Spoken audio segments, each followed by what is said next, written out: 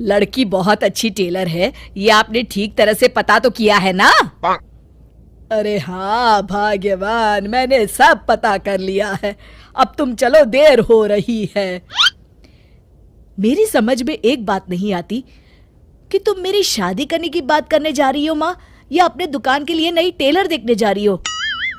अरे चुप कर, अभी तू बच्चा है, दुनियादारी के बारे में तुझे कुछ नहीं पता। अरे तू तो एक प्राइवेट कंपनी में काम करता है, और प्राइवेट कंपनी का क्या भरोसा। लेकिन माँ, अरे तेरे पिताजी से पूछ ले, इन्होंने अपनी जिंदगी में कितनी नौकरी पकड़ी है और छोड़ी है। अरे वो तो मैं थी जो सिलाई करके घर चलाती थी। अरे बेटा, बुरा वक्त कभी फोन करके नहीं आता। टेलर बहू लाऊंगी तो मेरे साथ दुकान में सिलाई करेगी, समझा? चल अब। दोपहर होने तक तीनों लड़की वालों के घर पहुंच जाते हैं। सभी बातें और चाय पानी होने के बाद, बहन जी, आपका बेटा रोहित एक अच्छी कंपनी में काम करता है और अच्छी तनख्वाह भी है। बस हमें और कुछ नहीं चाहिए। हमें आपका बेटा बहुत पसंद है। हमें भी आपकी बेटी मीना पसंद है जी। मुझे लगता है हमें बच्चों को भी आपस में बात करने का मौका देना चाहिए। हाँ हाँ, आपने बिल्कुल सही कहा भाई साहब। जाओ बच्चों, बाहर जाके बात कर लो। अरे आप रुकिए जी।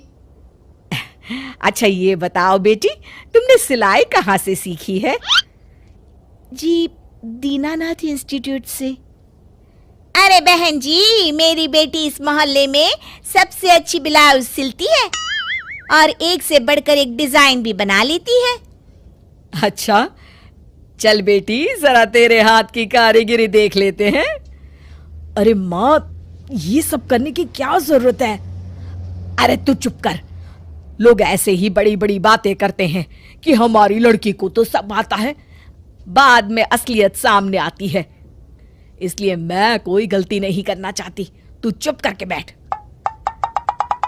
मीना शांति देवी को 2-3 प्रकार की बढ़िया बढ़िया डिजाइनदार ब्लाउज बनाकर दिखाती है।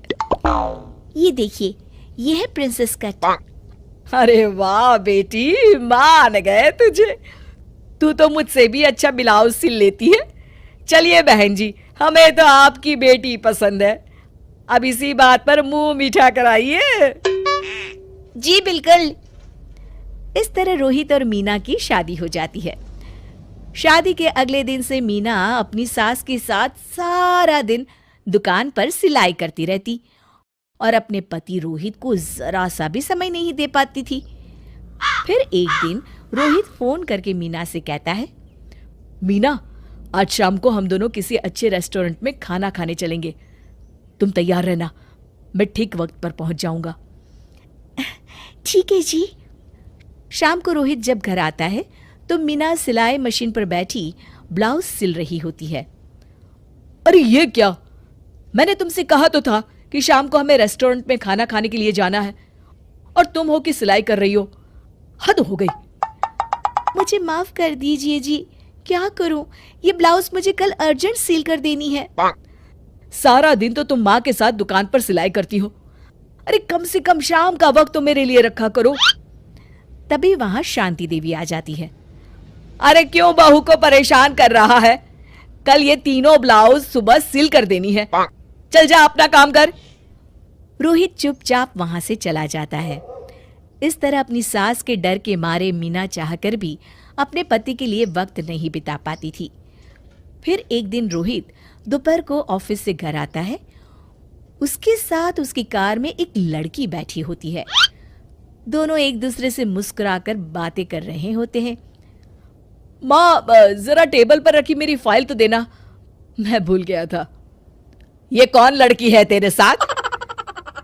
अरे माँ, ये तो मेरे साथ ऑफिस में काम करती है। इतना कहकर रोहित वहां से चला जाता है। उसी शाम, अरे क्या हुआ भाग्यवान, तुम्हारा चेहरा क्यों उतरा हुआ है? किस चिंता में डूबी हुई हो? क्या बताऊं जी, आज रोहित के साथ एक लड़की आई थी। कह रहा था उसके ऑफिस में काम करती है। मुझे तो उस लड़की के चाल चलन बिल्कुल ठीक नहीं लगते। कहीं दोनों के बीच कोई चक्कर तो नहीं है।